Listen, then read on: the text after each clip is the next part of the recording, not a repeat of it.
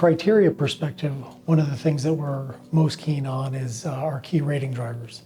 And within that, we look at completion risk, the ability and likelihood that a project will be completed on time and on budget. We look specifically at the contractor credit strength as well as third-party credit support to complete a project. We also look at the revenue risk, looking at whether or not the transaction will meet its financial projections, and from a cash flow perspective, if it's a demand-based project, we'll spend a lot of time looking at traffic and revenue forecasts and sensitize those based upon what's going on in the geographical area.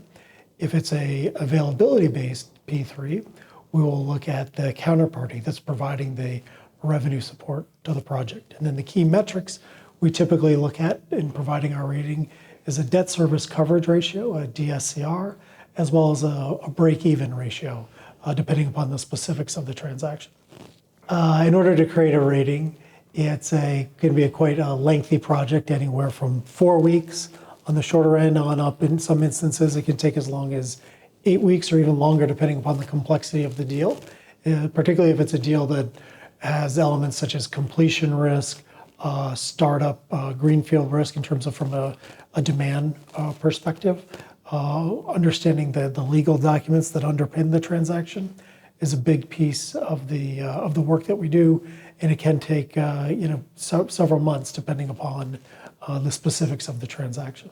So our ratings take into account various pieces of information provided by the issuer, as well as, in the appropriate instances, third-party support or documentation.